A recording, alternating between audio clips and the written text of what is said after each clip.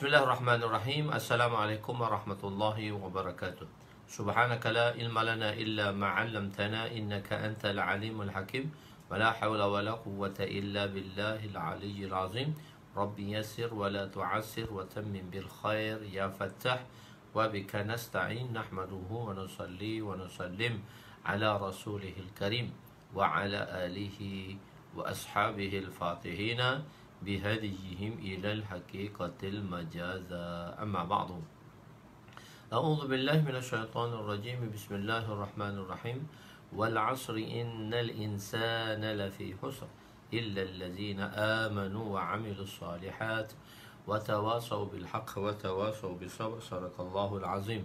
وقال النبي صلى الله عليه وسلم: لا يؤمن أحدكم حتى يحب لأخيه ما يحب لنفسه. وقال النبي صلى الله عليه وسلم: نضر الله امرأ سمع مقالتي فوعاها ثم أداها كما سمع رب مبلغ أو آمن سامع أو كما قال عليه الصلاة والسلام.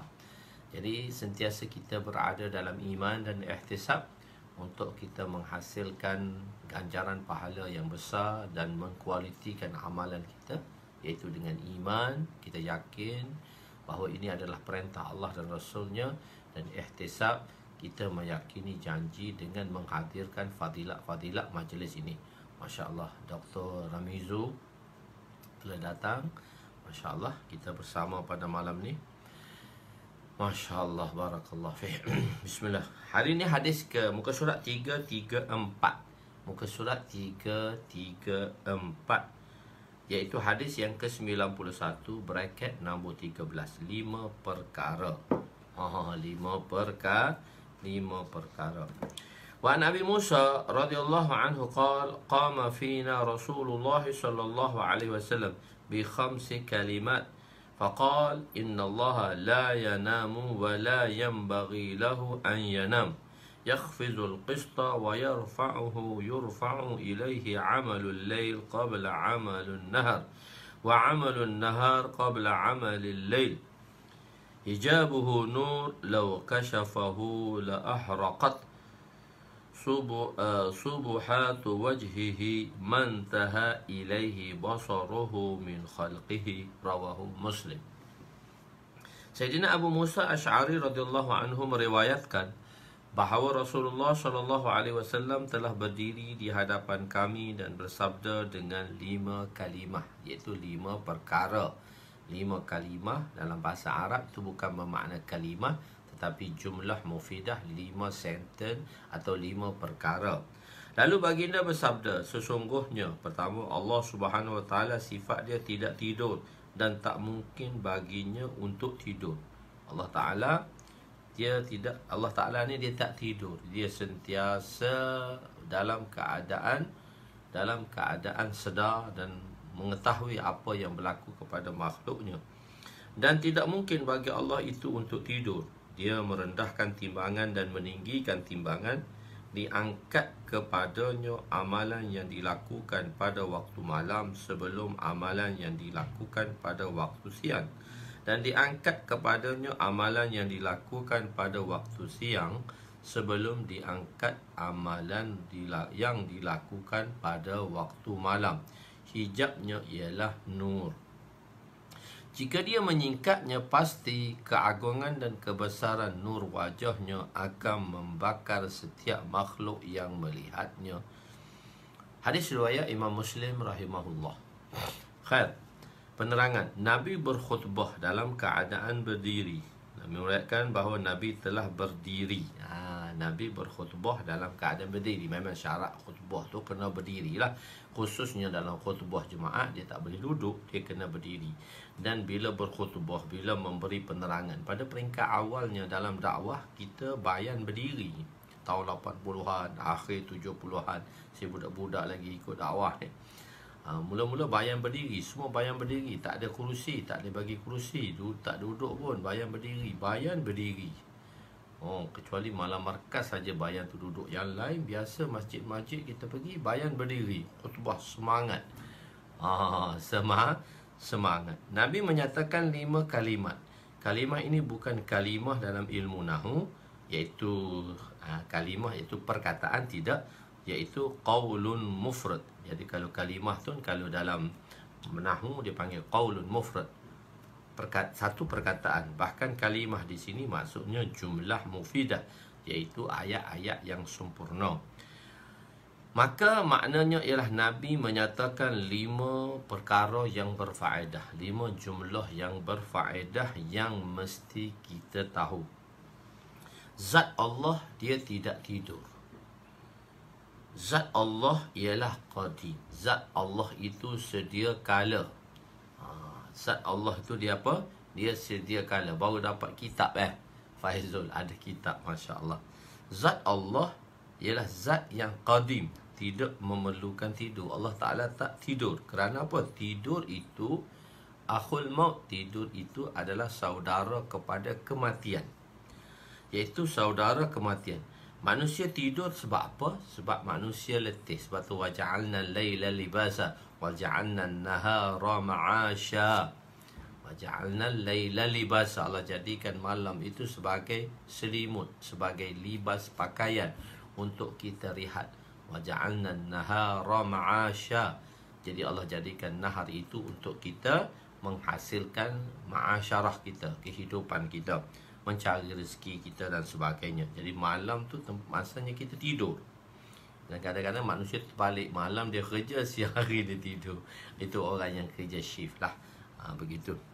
Sedangkan Allah itu tak letih pun. Sebab apa kita tidur? Sebab kita letih. Jadi apabila kita letih, kita perlu rehat. Sekejap pun tak apa dah. Sekejap pun tak apa dah. Kalau kadang-kadang kita tidur satu kali terhinggut pun jadi dah. Jadilah. Sebab mengantuk, sahabat kan dalam peperangan Badar terlalu mengantuk.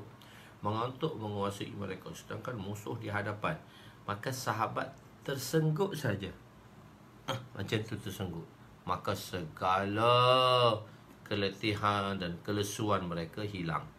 Allah SWT telah hilangkan kelesuan dan keletihan sahabat-sahabat sewaktu di Uhud. Iaitu akhir. Jadi di sini ialah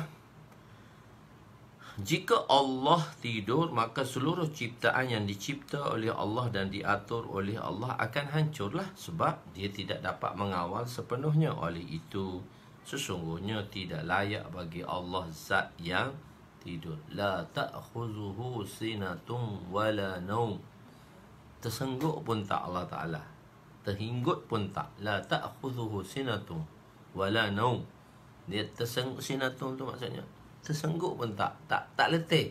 Zat yang sentiasa mengetahui. Kulla yawmin huwa fi sya'nun. Kulla yawmin huwa fi syan. Setiap hari Allah itu dengan setiap dalam urusan pekerjaannya. Yang mana Allah SWT, jadi mengantuk itu adalah sifat kepada tidur itu adalah mati, mengantuk. Jadi bagi Allah tidak selayaknya zat yang sedemikian. Allah tidak. Jadi dialah, dan Allah Ta'ala juga yang kedua, Allah Ta'ala merendahkan timbangan. Dan timbangan neraca kan, dia terendahkan timbangan. Dan ada yang dia tinggikan timbangan. Bila sama rata timbangan dacing kan, sama rata, Allah yang merendahkan. Dan bila satu rendah, satu naik. Begitu. Bila satu naik, satu rendah. Begitu. Jadi timbangan. Jadi dialah yang merendahkan timbangan dan meninggikan timbangan. Maksud neraca itu ialah neraca pemberi rezeki. Neraca pemberi rezeki. Maksudnya neraca rezeki lah. Jika Allah kehendaki, maka Allah akan memberi rezeki yang lebih kepada seseorang. Jika Allah kehendaki, maka Allah akan kurangkan rezeki tadi untuk seseorang.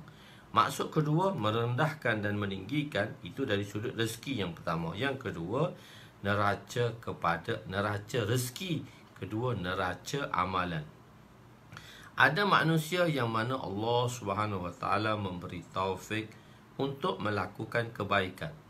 Ada juga manusia yang digunakan untuk kejahatan. Jadi neraca ni, kalau kita duduk daripada neraca, kalau neraca amalan, ada orang yang mana Allah bagi taufik dia untuk melakukan kebaikan, dan ada orang yang mana dia tadi sebagai sumber dan sebab kepada kejahatan. Maksud ketiga ialah neraca pula ialah keadilan. Neraca keadilan, neraca rezeki, neraca amalan, dan neraca keadilan dan keinsafan. Apabila Allah tundukkan neraca, Allah jatuhkan neraca tadi, rendahkan neraca tadi, maka banyaklah kezaliman akan berlaku di seluruh dunia. Dan bila sebaliknya Allah meninggikan neraca tadi, maka mengangkat neraca itu, maka seluruh dunia akan dipenuhi di dalam dengan keinsafan dan keadilan, sebagaimana firman Allah Ta'ala. Yang tafsir yang ketiga tadi, dia bertepatan dengan firman Allah Ta'ala. Yang lain diambil daripada pemahaman dari Quran dan hadis. Ini yang ketiga. Wa nadha'ul mawazin al-qist liyaumil qiyamah fala tuzlamu nafsun syai'a wa in kana misqala habbatin min khardalin ataina biha wa kafa bina hasibin. Al-Anbiya ayat 47. Dan ingatlah, kamilah yang akan mengadakan neraca timbangan yang adil, neraca timbangan keadilan, untuk menimbang amalan makhluk-makhluk. Dan neraca keadilan ni ditimbang, dia tak bohong pada hari kiamat. Maka tidak ada diri sesiapa yang teranyanya bila di dalam timbangan tadi. Tak ada orang makan dacing, tak ada, semua neraca keadilan. Dan jika amalnya sebesar biji sawi sekalipun, nescaya kami akan mendatangkan untuk timbangan dan dihitung. Besar biji sawi pun kebaikan, masa itu pun biji sawi pun dikira kebaikan, dan cukuplah kami sebagai penghitung. Allah Ta'ala kata dalam hitungan ni, cukup, tak payah bagi ke orang lain, aku dah cukup untuk menghitung segala amalan kamu. Allahu Akbar. Diangkatnya amalan. Ini yang seterusnya ialah yang keempat. Diangkatnya amalan yang malam, diangkatnya amalan yang dilakukan pada waktu malam sebelum amalan yang dilakukan pada waktu siang dikira. Setelah saya jelaskan dulu sementara sedikit, dalam setiap hari kita ada dua hissah, dua bahagian. Satu bahagian siang dan satu bahagian malam. Iaitu siang daripada subuh, sekarang 5.51 kita punya subuh, sampai malam maghrib kita 7.25.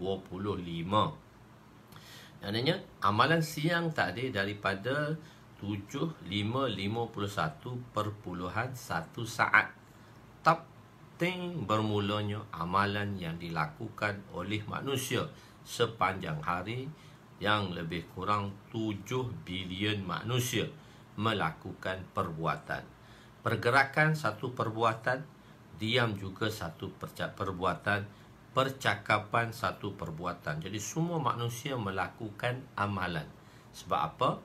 Sebab anggota ni a'dha'u jawarih. Anggota kita ni, tangan, kaki, hidung, mulut ni sebagai mesin kepada amalan. Dia sebagai mesin lah kepada amalan. Tangan akan lahirnya amalan, mata akan lahirnya amalan, telinga akan lahirnya amalan, fikir akan lahirnya amalan, hati akan lahirnya amalan, kaki maknanya a'dha'u jawarih. A'dha'u jawarih. Jadi a'dha'u jawarih kita iaitu anggota kita merupakan mesin bagi amalan. Jadi bila berlakunya detik selepas subuh 7.551 perpuluhan 1 saat, maka amalan itu berjalan sehinggalah 7.25 malam perpuluhan 0 saat, tak berhenti. So amalan pagi daripada subuh hingga ke maghrib, yurfa'u amalun nahar qabla amalul lail, maka akan diangkat ke semua amalan tadi daripada 5.51 perpuluhan 1 saat hingga ke 7.25 perpuluhan kosong saat. Semua amalan 7 bilion manusia sewaktu, semua manusia ni amalan yang dikira setiap hari. Ada amalan dikira dalam bentuk mingguan, ada amalan yang dikira dalam bentuk tahunan. So dia proses-proses. Ada kan kita kan orang berniaga, ada dia kira harian punya bisnes berapa masuk, berapa keluar. So bulanan punya berapa masuk, berapa keluar. Tahunan bila berapa masuk, berapa keluar. Begitu juga amalan-amalan kita. Jadi 7 bilion punya amalan tadi terhenti pada minit yang 7.25. Tak berhenti amalan tersebut. Bila berhenti 7 minit 7.25 tadi, semua amalan manusia yang dilakukan berhenti. Bila berhenti, maka dihitung. Hitung selalu, kalkulator hitung selalu. Kalkulator Allah ni hisabuhu. Hisab. Maknanya Allahu sari'ul hisab. Dalam ayat yang lain Allah kata penghisaban Allah itu terlalu cepat. Dikira dalam masa 1 second saja. Maknanya 7.25 1 saat bermulanya amalan malam. Jadi sebelum amalan malam bermula, amalan siang tadi telah ditotal sepenuhnya dalam masa 1 saat. Ijib Allah Ta'ala. Jadi tengok diangkat mana diangkat kepada Allah setelah dihitunglah amalan yang dilakukan pada waktu malam sebelum amalan yang dilakukan pada waktu siang bermula. Amalan manusia dihitung 2 kali sehari. Pertama iaitu di saat berakhirnya amalan siang dan saat bermulanya amalan malam. Di situ duk kira tu dalam seminit tu. Berakhirnya amalan siang dan saat bermulanya amalan malam. Bila berakhirnya amalan siang, maknanya kita tengoklah amalan siang tadi 7.25.0 dan bermulanya amalan malam 7.25.1 saat. Tengah tu kira lah 1 second je. Tengah tu dah kira semua dah amalan siang tadi sebelum bermulanya amalan malam. Jadi kedua ialah saat sebelum berakhirnya amalan siang dan sebelum bermulanya amalan malam. Ketika waktu itu Allah akan menghitung amalan siang. Begitulah sebaliknya. Penghisaban Allah itu terlalu cepat. So Allah kata wallahu sari'ul hisab dalam surah An-Nur. Keadaan di dunia akan berlaku mengikut amalan yang ditimbang di hadapan Allah, dan Allah menurunkan keputusan ke dunia ini mengikut amalan yang naik padanya. Setiap hari amalan tu naik. So Allah kira dah, Allah hitungkan. Zaharal fasadul fil barri wal bahar bima kasabat aidin nas. Apa yang berlaku, kemusnahan berlaku di atas muka alam ini, maka kasabat aidin nas, iaitu yang dilakukan oleh tangan manusia. So tangan tu sebagai satu wakil perbuatan yang manusia lakukan. Dengan sebab ini amalan tadilah. Jadi dengan sebab amalan tadilah apa yang akan diturunkan di dunia ini. Berlakunya bala, banjir yang besar dan seumpamanya ialah disebabkan oleh amalan-amalan buruk manusia. Jika amalan yang dihitung itu baik, maka keputusan yang baik yang akan diturunkan oleh Allah. Dalam dakwah, kita ingin wujudkan amalan-amalan yang baik pada setiap individu. So, dakwah ni kita berusaha pada individu. Pada setiap individu kita pastikan amalan ini tidak terkecuali. Amalan ini tidak terkecuali dan dilakukan secara individu. Kita ingin wujudkan amalan yang baik ini pada setiap individu. Dakwah ni kita usaha atas setiap individu.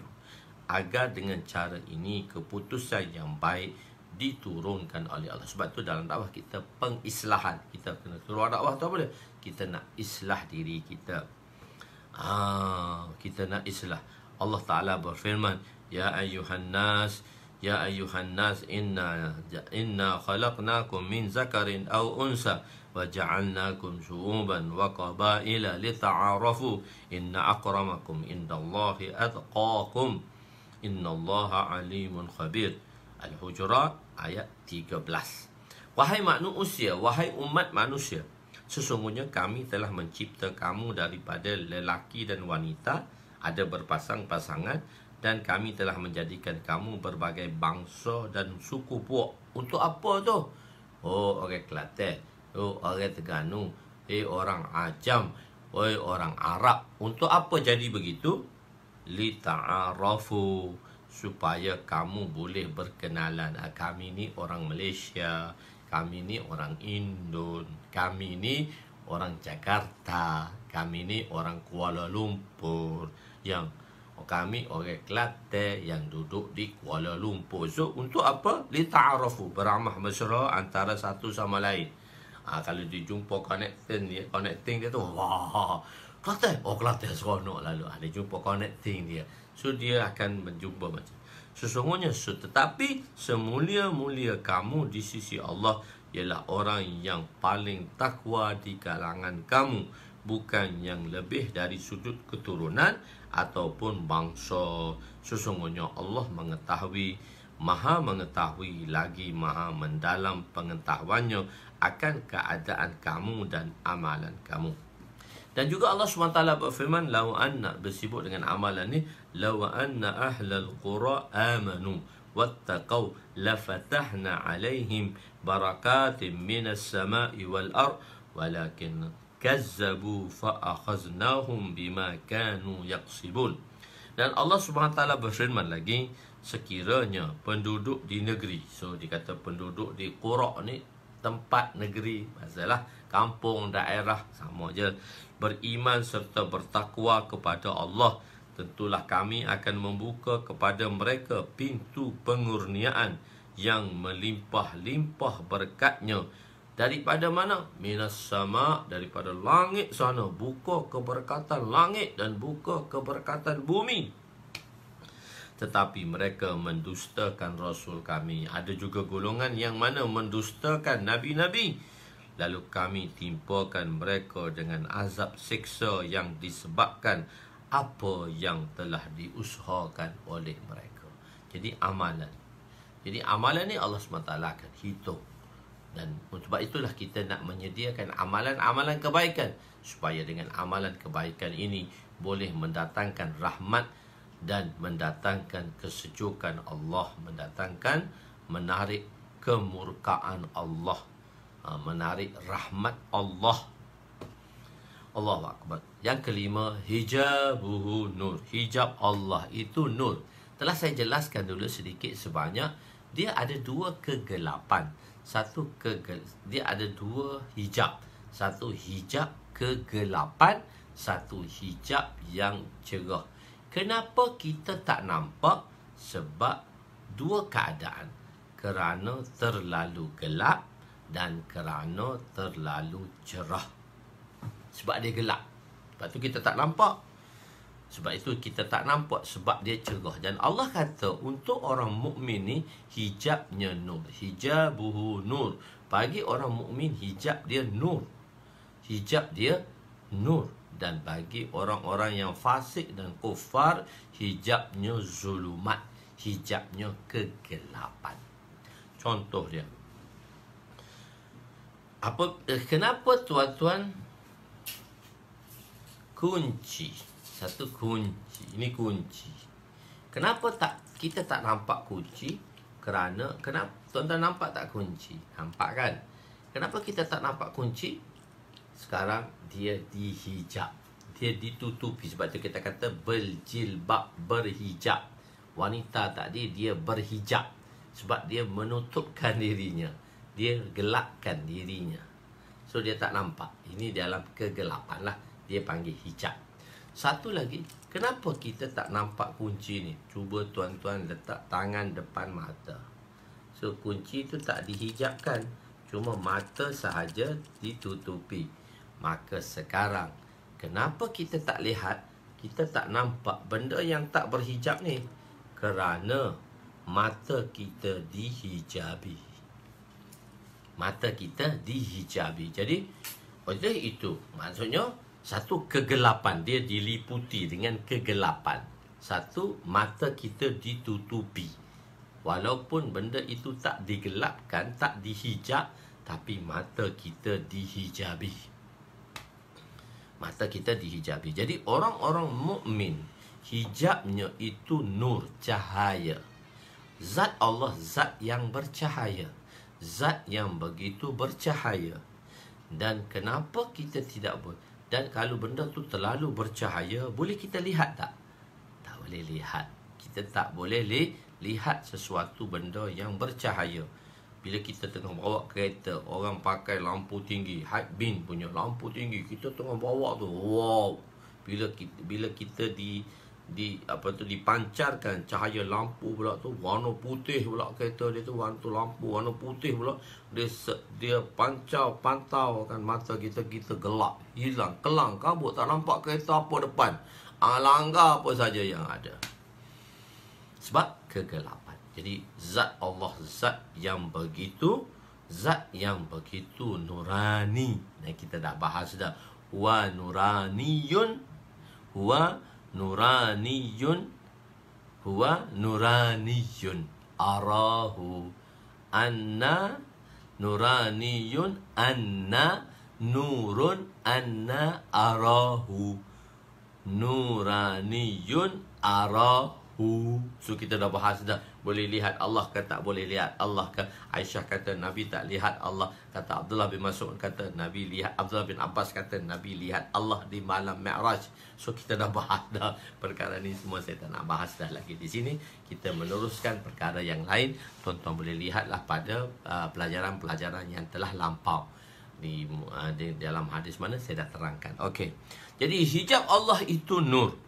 Suatu perkara yang tidak boleh dilihat disebabkan oleh dua sebab. Pertama, kerana terlalu gelap. Kedua, kerana terlalu terang. Oleh itu, hijab orang kafir ialah kegelapan dan hijab orang mukmin itu cahaya. Mengapa kita tidak dapat melihat mahbub, yakni Allah Ta'ala kekasih? Kerana dia telah dihijabi. Wanita itu telah menghijabi dirinya. Satu lagi sebab kita tidak dapat melihat mahbub, dia tidak dihijabi, tapi mata kita dihijab, ditutup.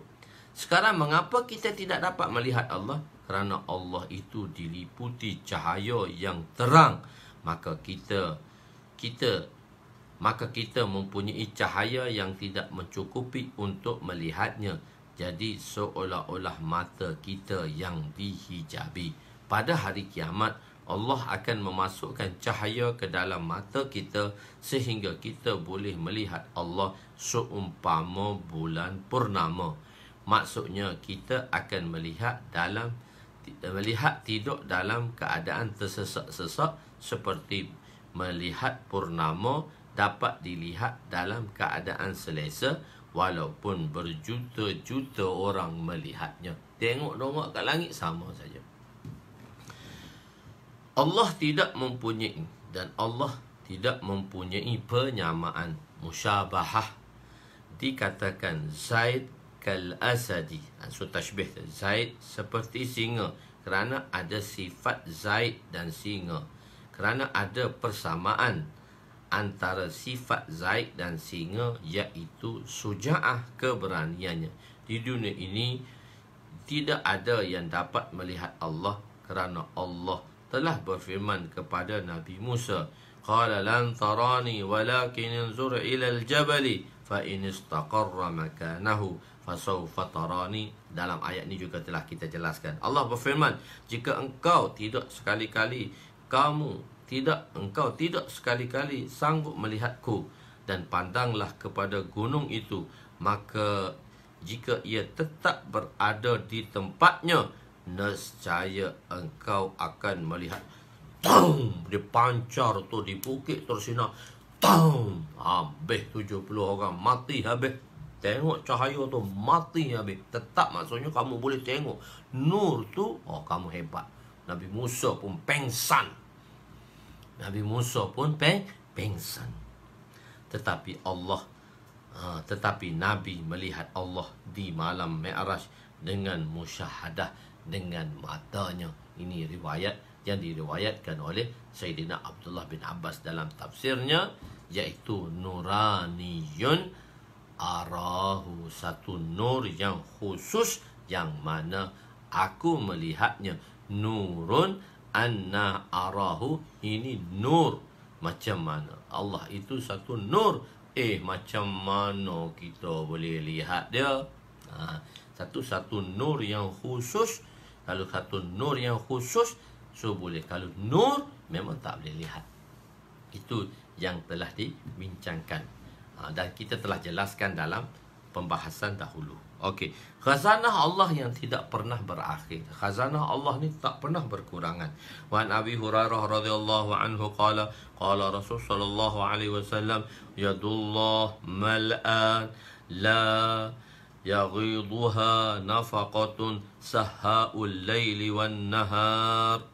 أرأيتم ما أنفق مذ خلق السماوات والأرض فإنه لم يغد ما في يده وكان أرشه على الماء بيده الميزان يخفض ويرفع متفق عليه. وفي رواية للمسلم يمين الله ملآ.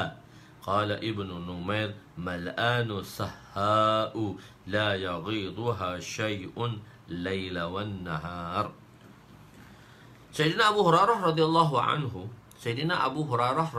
anhu telah meriwayatkan bahawa Rasulullah sallallahu alaihi wasallam telah bersabda, tangan Allah itu penuh. Ini kita terjemah lafzi. Kita terjemah lagi perbahasan dari sudut lafzi saja. Kita terjemah macam mana tulis, tu kita terjemah. Dan sebab kita telah beritahu di dalam ayat-ayat mutasyabihat, perkara-perkara yang mutasyabihat, kita ada dua golongan, iaitu ulama-ulama mutakaddimin dan ulama-ulama mutaakhirin. Ulama-ulama mutakaddimin di dalam Ahlus Sunnah wal Jamaah memakai kaedah tafwid, iaitu memakai kaedah tafwid bagaimana ditulis dalam lafaz itulah diterjemahkan. Maknanya wallahu a'lamu bimuradihi, hanya Allah Subhanahu wa taala yang mengetahui makna maksudnya. Itu terjemah mutakaddimin. Dia panggil dalam konsep tafwid, terjemah dari bentuk lafaz. Apa makna dia tu? Allah saja yang tahu, kita tak tahu apa. Dalam terjemah mutakaddimin, dalam terjemah mutaakhirin, kita pakai konsep terjemah takwil, iaitu tafsir. Dengan tafsir ada penerangan, iaitu takwil. Takwil dia apa dia? Tangan itu menunjukkan kudrat. Orang tu dalam tangan ayah aja, jangan risau anak anda. Semua orang kampung ni di tangan ayah. Kenapa? Maksudnya dalam kekuasaan dan genggamannya. Maka kita terjemah mutakaddimin, mutaakhirin kata terjemah kekuasaan. Cuma yang kita tengok dalam terjemah Ibnu Taimiyah, iaitu terjemah mereka-mereka daripada mazhab, iaitu mereka-mereka berfahaman aliran Wahabi, mereka menjisimkan daripada terjemah Ibnu Taimiyah. Ibnu Taimiyah kata begini, Allah Ta'ala tangan Allah Ta'ala tangan. Jadi Allah pun ada tangan, kita pun ada tangan. Cuma tangan Allah tak sama dengan tangan kita. Tangan Allah tak sama dengan tangan kita. Jadi tangan kita ada, tapi Allah pun ada tangan, tapi tak sama dengan tangan kita. Itu dia telah memujassimkan tangan tadi, menjisimkan zat tadi. Allah pun ada tangan. Moga Allah dia kata mukhalafatu ta'alil hawadis, persalahan Allah dengan sesuatu yang baru. So tangan Allah tak sama dengan tangan manusia. So bila kita mengatakan tangan, iaitu tabadur insan, tabadur zihin insan, bila sebut tangan, disebut tangan, dia tahu dah, nampak dah. Iaitu nampak dah tangan. Iaitu tangan mesti ada jari, mesti ada tapak tangan, mesti ada lenggang dan siku. Itu nama dia tangan. So apa yang bila kita sebut tentang tangan, maka tasawur tabadur zihin insan menuju kepada tangan yang mana seperti tangan manusia. Maha suci Allah daripadanya. Sebab itu dalam konsep mutakaddimin, mereka menterjemahkan tafwid. Makna dia apa? Allah saja yang tahu, kita tak tahu. Jadi mutaakhirin menterjemahkan dalam bentuk ta'wil, ada pentafsirannya, iaitu menunjukkan kuasa dan kudratnya. Bukan tangan itu tak sama dengan tangan makhluk. So dia menjisimkan. Itu dalam bentuk menjisimkan. Maha suci Allah daripada qaul jihah. Allah Ta'ala tadi dia tidak berjisim. Jadi tangan Allah itu penuh. So di sini kita terjemah macam mana terjemah mutakaddimin, iaitu terjemah ulama-ulama yang terdahulu. Terjemah mutakaddimin. Tangan Allah itu penuh. Ia tidak kurang dengan apa. Bila penuh tak pernah kurang dengan apa pengurniaan. Jika Allah memberikannya, dia tak pernah kurang. Mencurah-curah pemberian itu pada waktu malam dan siang. Adakah kamu melihat apa yang Allah kurniakan? Tengok, bila kita lihat apa yang Allah kurniakan semenjak dia mencipta langit dan bumi, sesungguhnya tidak kurang apa yang ada di dalam khazanahnya. Khazanah Allah ni, wa in min syai'in, itu ayat di bawah tu. Wa in min syai'in illa indana khazainuhu wa ma nunazziluhu illa biqadarin ma'lum. So kita terjemah dululah. So baru kita akan buat penerangan di bawah tu tentang sedikit sahaja. Okey, sesungguhnya tidak kurang apa yang ada di dalam khazanahnya dan arasnya itu berada di atas air dan di tangannya neraca yang dia rendahkan dan dia tinggikan. Itu terjemah lafzi dalam bentuk mutakaddimin. Dalam riwayat Imam Muslim rahmatullah alaih, tangan kanan Allah itu penuh. So Allah tak ada tangan kiri ke? Macam mana terjemah? Allah saja yang tahu. Berkata Imam Ibnu Numair rahmatullah alaih, penuh lagi mencurah dan tidak ada sesuatu yang dapat mengurangkannya walaupun siang malam dibahagikan. Yang akan berlaku sehingga apa-apa yang akan berlaku sehingga bila-bila. Hadis riwayat Imam Tirmizi bila mengatakan hadis ini isnadnya gharib, iaitu sanadnya salah satu daripada rawi satu zaman ialah seorang sahaja. Tangan Allah itu penuh. Apa maksudnya? Mutakaddimin menyerahkan maknanya kepada Allah, hanya Allah mengetahui, dan mutaakhirin mentakwilkannya di sini atas dasar khazanah. Sebab apa? Sebab ayat yang selepas tu pengurniaan. So di sini dia kata yadullah mal'an la yaghidu nafaqatan. So atas dasar tu maka bersandarkan kepada hadis tersebut dengan dalil ayatnya, wa in min syai'in illa indana khazainuhu wa ma nunazziluhu illa biqadarin ma'lum.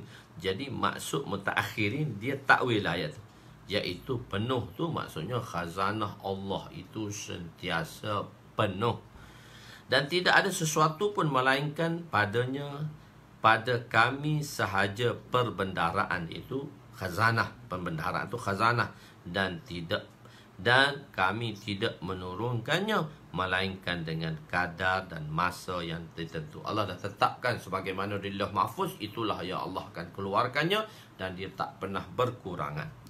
Semua jenis khazanah di sisi Allah. Di sisi Allah tu khazanah. Wa in min syai'in illa indana. Setiap sesuatu itu di sisi kami khazanah. Khazanah mata yang tak pernah berkurangan. Khazanah tangan yang tak pernah berkurangan. Mata, setiap orang melahir ada dua mata. Dan setiap binatang ada dua mata. Ada sejenis binatang namanya labuh-labuh, mata dia berpuluh-puluh mata. Siapa kata 32 biji mata labuh-labuh tu? Kalau kita belajar dalam biologi dulu, tengah ajar biologi, mata labuh-labuh tu ada 32 labuh-labuh. So banyak khazanah mata. Dan bila mata ni diberikan pada seluruh manusia, binatang semua sekali, tak kurang langsung macamlah celup air, celup jarum di dalam lautan. Mungkin ada titisan air pada laut, pada jarum tadi. Dan lautan itulah khazanah, bermakna tak pernah berkurang. Tapi kalau tengok pada segi hakikatnya berkurang juga setitik. Tapi khazanah Allah tak pernah berkurangan. Sebab tu kalau nak minta, jangan minta dengan siapa, minta dengan Allah.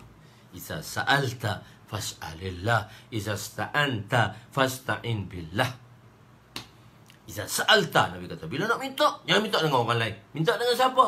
Iza sa'alta fas'alillah, maka mintalah dengan Allah. Iza sta'anta, bila memohon perlindungan, fasta'in billah, mintalah dengan Allah. Wa'lam annal ummata law ijtama'u an yanfa'uka bi syai' lam yanfa'uka illa bi syai' qad qadarallahu lak. Law ijtama'at an yadurruka bi syai' lam yadurruka illa bi syai' qad qadarallahu lak. Rafi'atul aklam wa juffatus suf. Pena telah terangkat untuk menulis semua takadir. Untuk tulis semua takadir. Rafi'atul aklam wa juffatus suf. Maka halayan-halayan yang ditulisnya takadir tadi, Lauh Mahfuz tadi, telah kering dengan apa yang telah ditetapkan oleh Allah Subhanahu wa ta'ala. Allahu Akbar. Semua jenis khazanah. Jadi mengalir, tetapi khazanah Allah itu mengalir siang dan malam. Tetapi khazanahnya tidak pernah berkurang. Kalau kita celup air dengan tangan kita tu, mungkin kita boleh gambarkan air laut tu dah berkurang setitik. Tetapi bagi Allah tak ada kurang langsung pun. Semenjak Allah menjadikan bumi dan langit, sebanyak mana telah diinfakkan, telah diberikan, akan tetapi tidak pernah berkurangan pun di sisi Allah. Di khazanah Allah tak kurang. Sebab tu kena minta dengan Allah, jangan minta dengan orang lain. Kena minta dengan Allah, jangan minta dengan orang lain. Sebab orang lain tu, sebab apa dia tak nak bagi kat kita? Sebab dia pun berhajat. Dia pun nak berhajat. Allah itu as-samad dan tak pernah berhajat. Jadi orang yang zat yang tak pernah berhajat dengan siapa, bahkan dialah yang menunaikan hajat kita, dan dialah yang memberi segala hajat kita, dan dialah yang menyelesaikan segala hajat kita, kita tak minta dengan dia. Oh, rugi. Manusia tu rugi. Minta dengan Allah, kita boleh minta dengan manusia. Yang manusia tu menjanji dan menaburkan janji yang tak pernah ditunaikan akan janji tadi. Tapi Allah pasti menunaikan janjinya. Allah pasti menunaikan janjinya. Bila kita doa, ud'uni astajib lakum. Mu doa dengan aku terima. Kecuali mu kata kat aku, mu beritahu aku, Allah ni tak bagi dah kat kita. So kamu sangka buruk dengan aku, sebab tu aku tak bagi dengan kamu. So Allah bagi pada kita. Allahu Akbar. Di sisi Allah ada neraca-neraca. Ada neraca rezeki, ada neraca kebaikan, dan neraca keadilan dan keinsafan.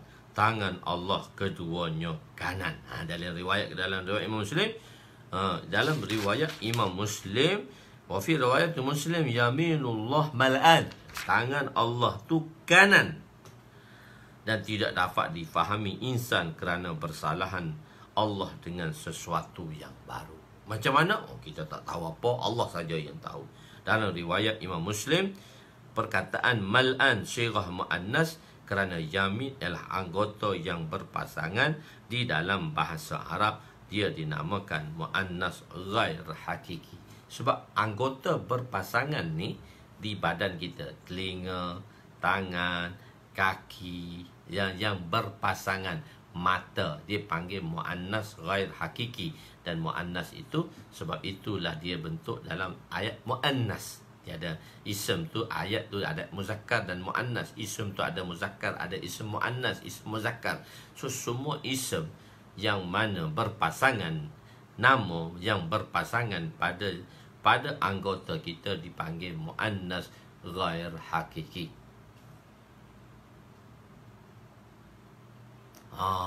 Bagus. Di manakah tempat anak-anak orang kafir? Mana tempat anak-anak orang kafir? Wa an Abi Hurairah radhiyallahu anhu qala su'ila Rasul sallallahu alaihi wasallam an zarariyil musyrikina qala Allahu a'lamu bima kanu aminin. Muttafaqun alaih. Diriwayatkan daripada Sayyidina Abu Hurairah radhiyallahu anhu bahawa beliau berkata, telah ditanya Rasul sallallahu alaihi wasallam dari hal zuriat orang musyrikin yang mati sebelum baligh. Mereka telah Nabi sallallahu alaihi wasallam bersabda, Allah lah yang maha mengetahui akan apa yang mereka akan lakukan. Ini pada hadis yang kita mahmulkannya, iaitu kita amalkannya, kita hukumkan hadis ini pada awal Islam sebelum hadis-hadis latest yang akan diberitahu oleh baginda sallallahu alaihi wasallam. Khair. Dalam hadis ini Nabi telah menzahirkan ketiadaan ilmu baginda mengenai perkara ini. Daripada hadis ini juga tawakuf, yakni tidak diketahui keadaan mereka, akan tetapi dalam hadis yang lain ulama berpendapat bahawa mereka akan ke syurga, anak-anak orang kafir tadi. Ini adalah kerana anak orang kafir apabila mati sebelum balik, mereka akan masuk syurga atas dasar apa dia? Atas dasar fitrah, iaitu yang bermakna Islam. Okey. Pada zahirnya hadis ini ada percanggahan dengan hadis yang mensabitkan mereka dimasukkan ke dalam neraka. Maka kita hukumkan hadis ini pada awal Islam. Pada awal Islam kita hukumkan hadis ini. Fasal kedua, hadis-hadis selain daripada Bukhari dan Muslim. Allah Ta'ala telah tetapkan takdir daripada awal hingga akhir. Oh, panjang perbahasan ni. Walaupun saya tulis pendek, sebenarnya perbahasan ni agak panjang. Tak apa, kita jalan saja. Setakat mana kita boleh, kita jalan.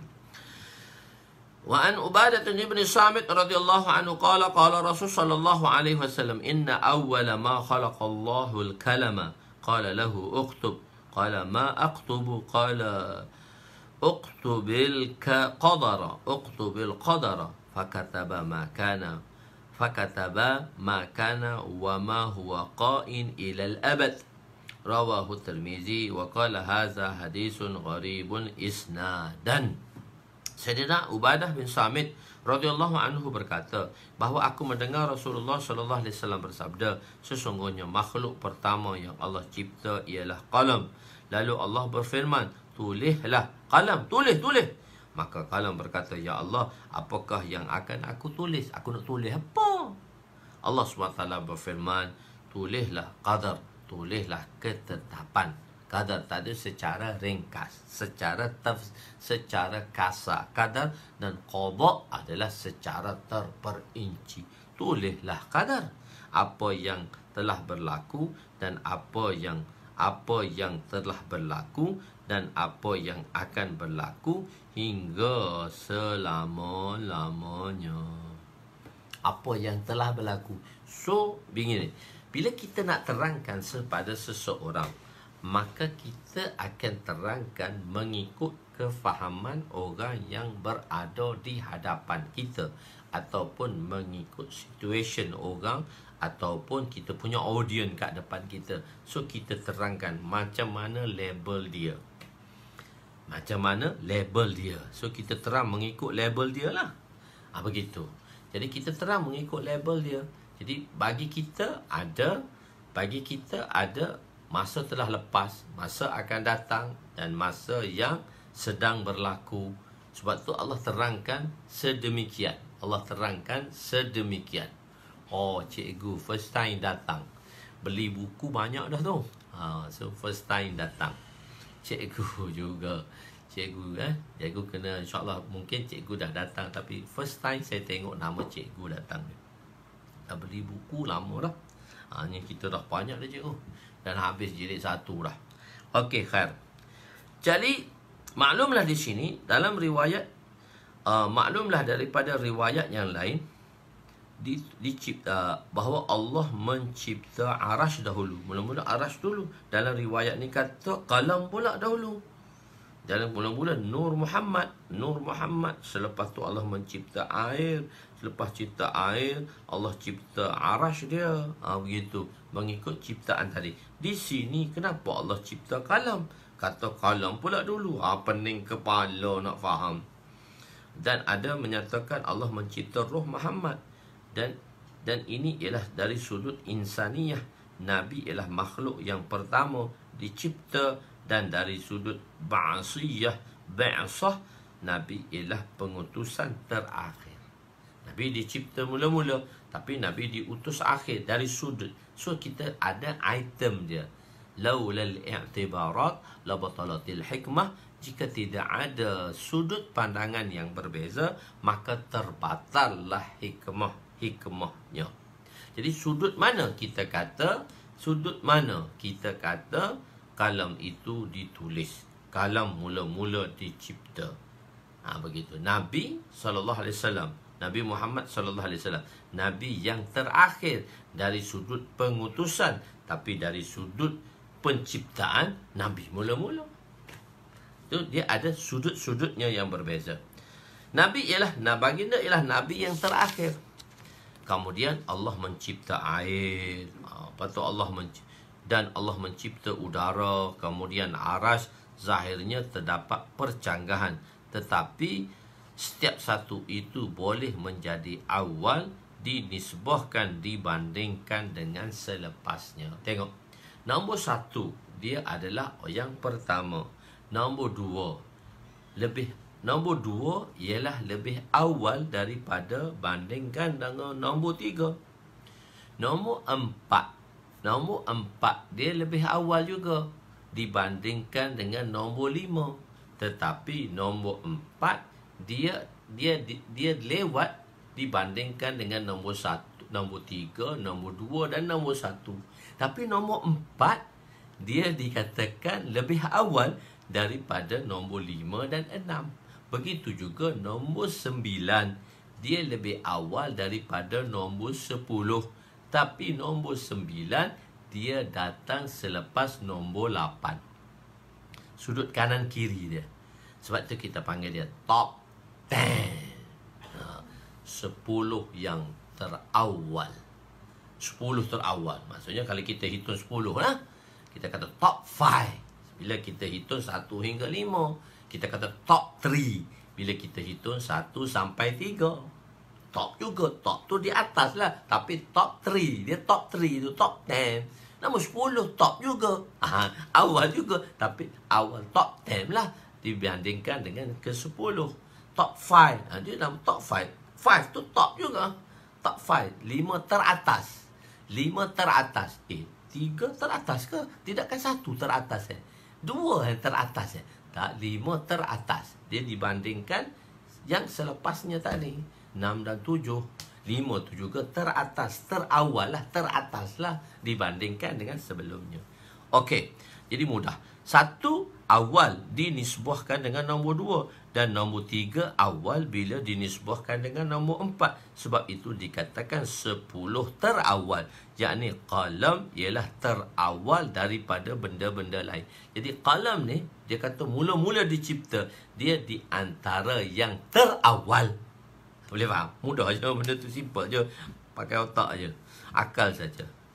Jadi yakni qalam ialah terawal daripada benda lain. Awal ini dipanggil awal idhafi atau dan ada juga awal hakiki. Dia panggil ibtida hakiki dan ibtida idhafi. Ini mantik membezakan kita. Dia Bismillahirrahmanirrahim. Alhamdulillahi Rabbil Alamin.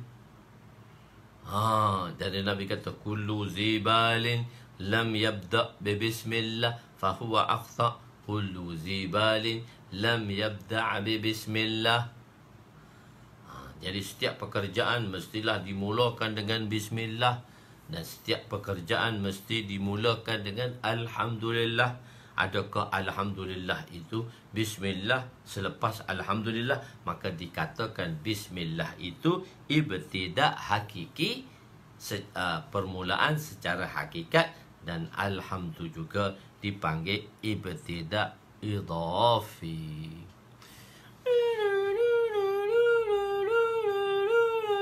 Bunyi apa tu Ustaz? Bunyi siren. Kenapa bunyi siren? Siren sampai dulu ke raja sampai dulu? Pengawal sampai dulu ke raja sampai dulu? Pengawal sampai dulu, raja tak sampai. Kita kata rombongan diraja telah sampai. Raja tak sampai lagi, pengawal baru sampai. No traffic tu baru sampai. Tuanku tak tahu lagi, tunggu lama lagi, tuanku tak nak masuk lagi. Jadi siren bunyi dulu. Siren bunyi dulu. Tapi hak yang nak datang tu tak sampai lagi. So siren tu nak menyatakan kedatangan yang ditunggu. Begitulah. Maka datang dulu nisbah dia. Begitu nisbah dia tadilah. Dia dipanggil ibtidak hakiki, ibtidak majazi. Kita ibtidak hakiki tu nak beritahu kedatangan yang hakikatnya raja, tapi datang dulu khadim-khadimnya, iaitu pengawal-pengawalnya, trafiknya. So bukan nak beritahu kedatangan trafik tu. Walaupun raja datang lewat, raja tak datang awal, trafik datang dulu. Tapi nak menyatakan kedatangan orang yang ditunggu. Kedatangan daripada orang yang ditunggu. Begitu. So dia pakai akal. So ngaji mantik ni dia laju sikit otak. Begitu. Sedap ngaji mantik, otak laju.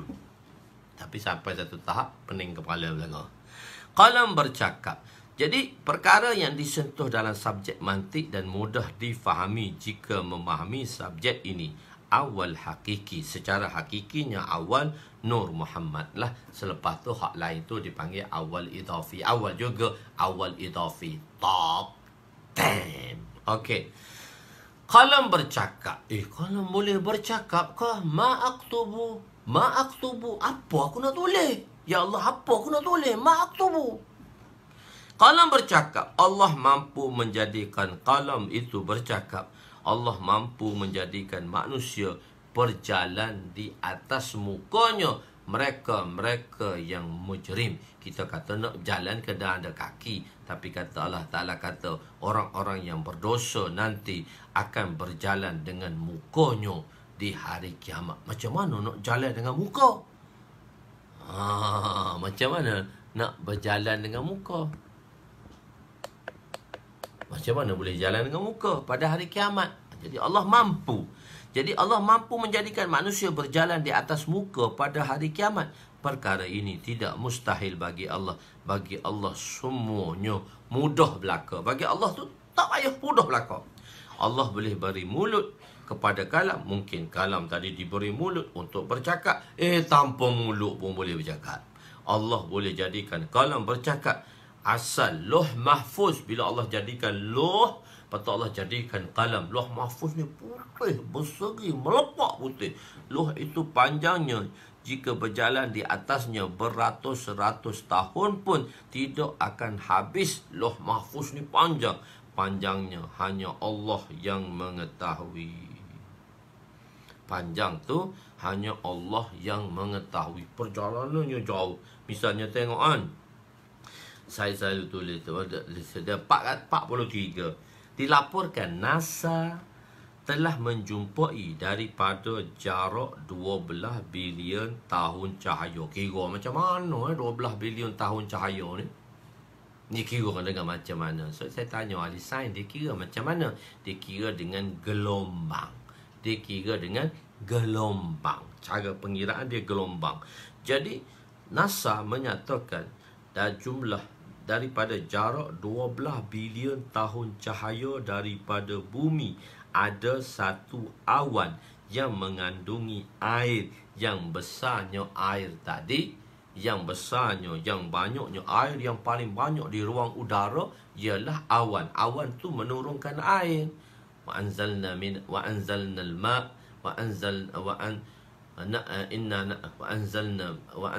al-ma minal muzni. Allah turunkan air tu daripada langit. Allah turunkan air tu daripada awan, daripada langit. Dan awan yang terbesar didapati satu awan yang begitu besar dan mengandungi air. Awan itu yang berjarak 12 bilion tahun cahaya, yang mana air di dalamnya seberat 140 trilion kali ganda air lautan dunia.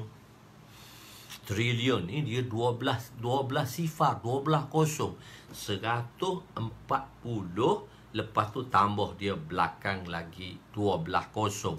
Jadi bermakna 140 trilion kali ganda air lautan bumi. Daripada lautan bumi, inilah air yang terbanyak dikesan di ruang udara. Dijumpai pada 23 Julai 2011 oleh Joseph Raff. Dia jumpa tu, baru jumpa 23 Julai.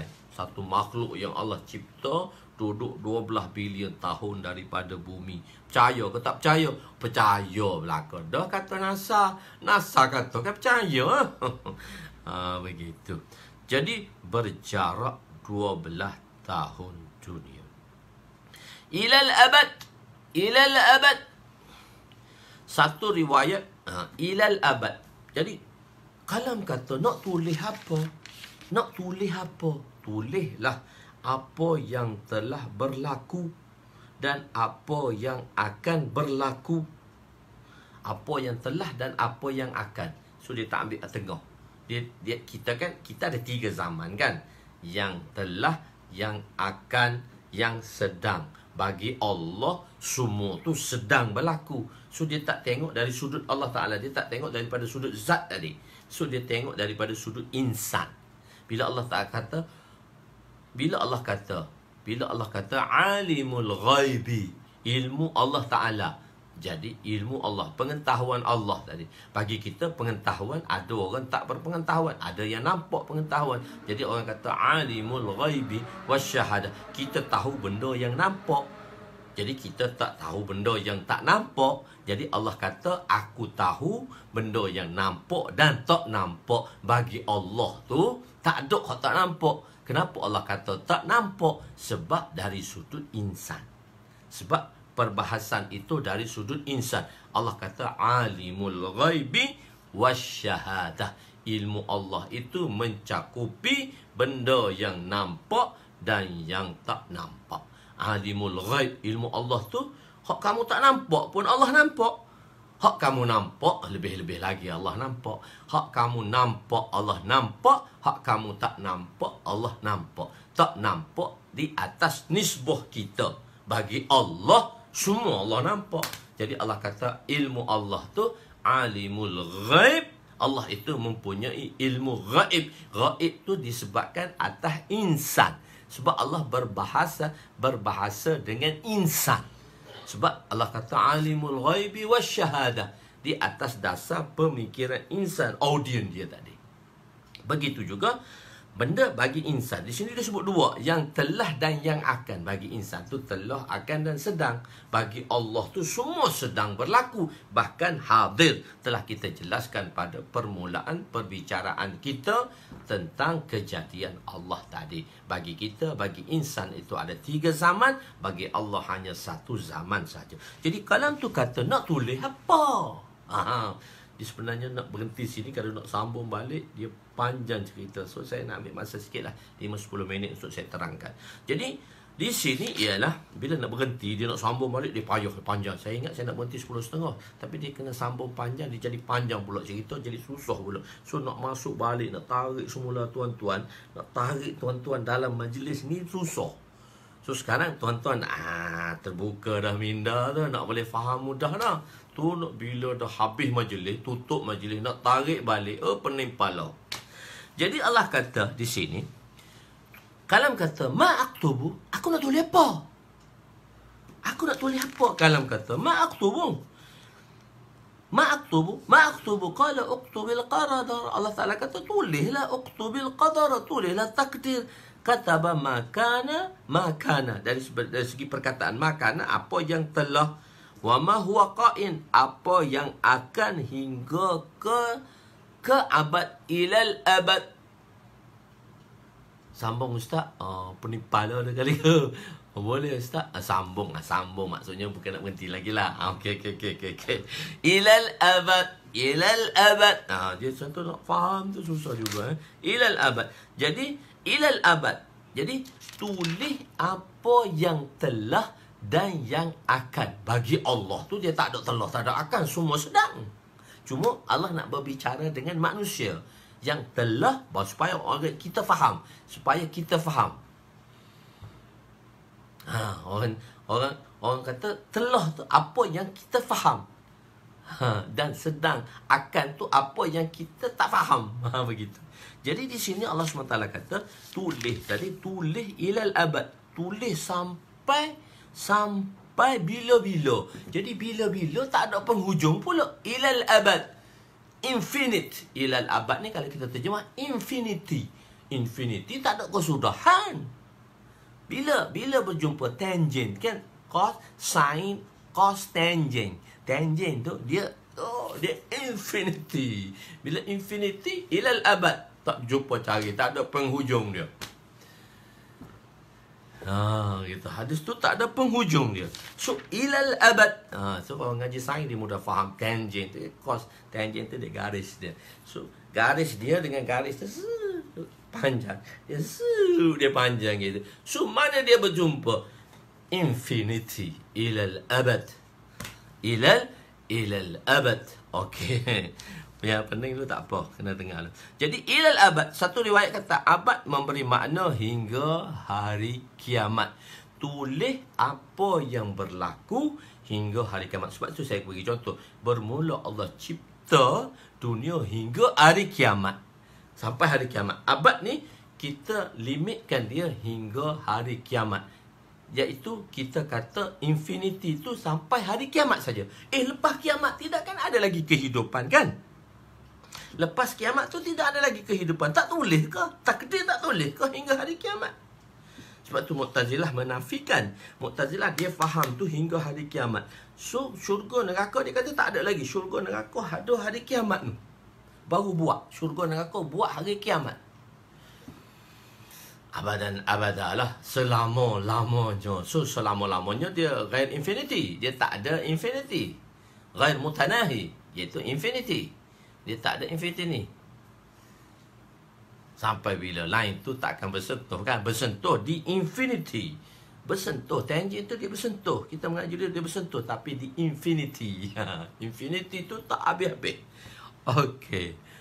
Manusia pun tak boleh nak cari mana infinity dia. So Allah telah terangkan makna infinity. Okey.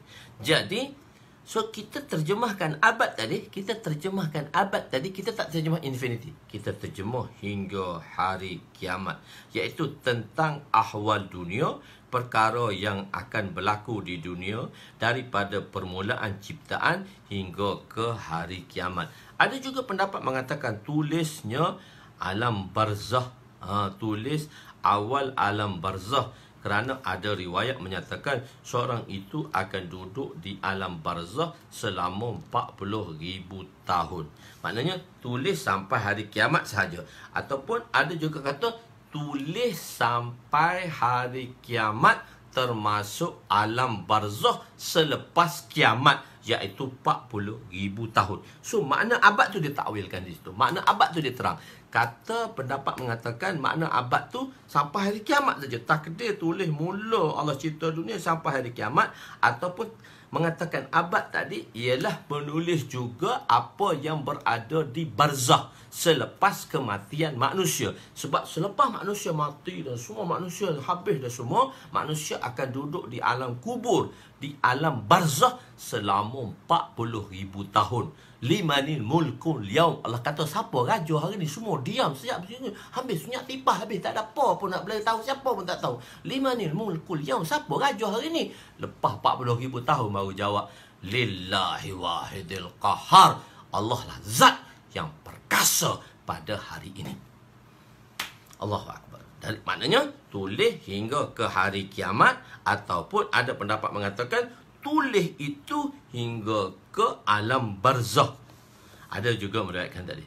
Ataupun juga pendapat mengatakan ditulis sehingga tiupan sangkakala yang kedua. Abad ni dia makna mustarak, makna yang begitu banyak. Abad ni ialah makna yang begitu banyak dan makna mustarak. Satu hingga hari kiamat. Satu kata sampai alam barzah. Satu kata sampai sangkakala kedua. Sebab sangkakala pertama semua manusia mati. Sangkakala kedua manusia hidup balik. Sampai di situ tulis.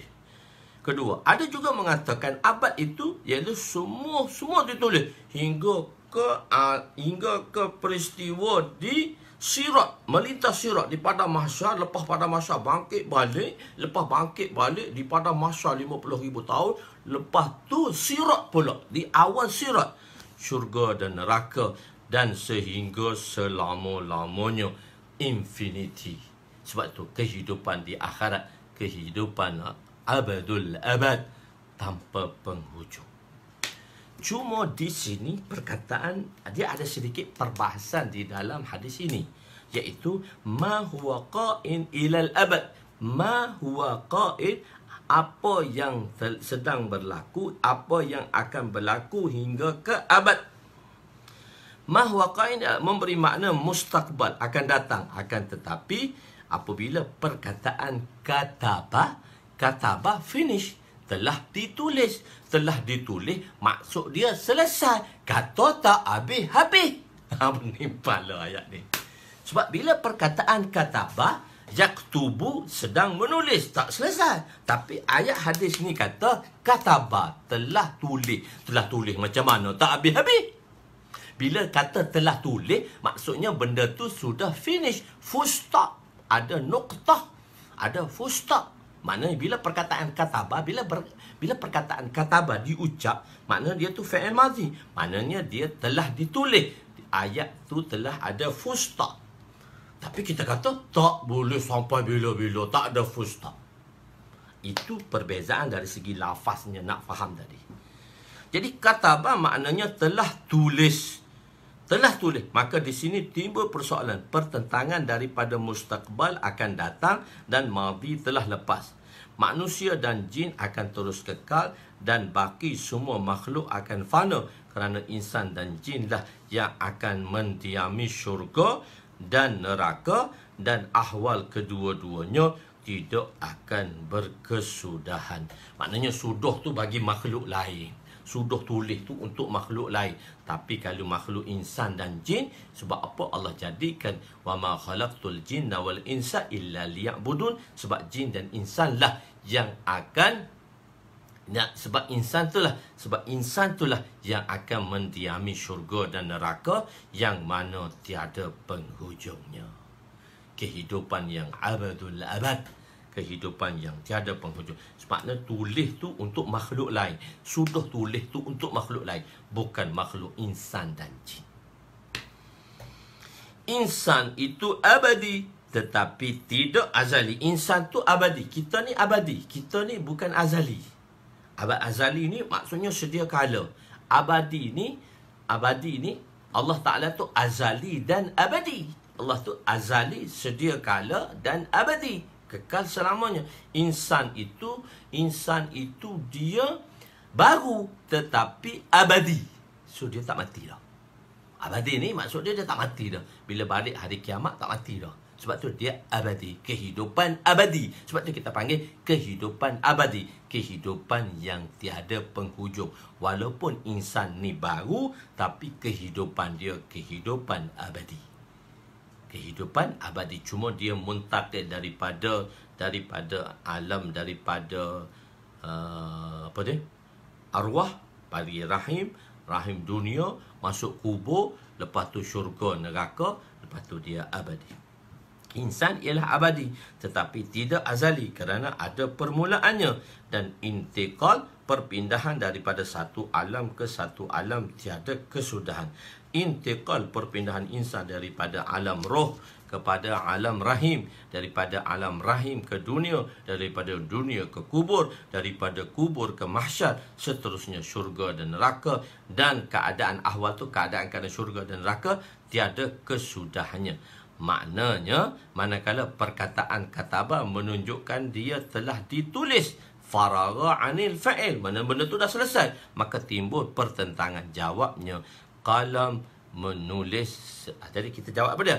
Qalam menulis secara ijmali, tidak secara terperinci. Qalam tu tulis bukan terperinci, cuma dalam bentuk ringkas dan ijmali.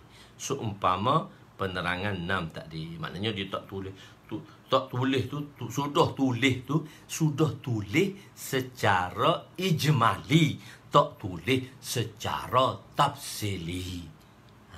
Sudah tulis tu, kita kataba tu sudah secara ijmali, sudah secara kasar, tak sudah lagi secara terperinci. Sudah dah? Cepatnya kamu. Sudah dah. Cara kasar sudah dah, tapi kalau cara halus tak sudah lagi.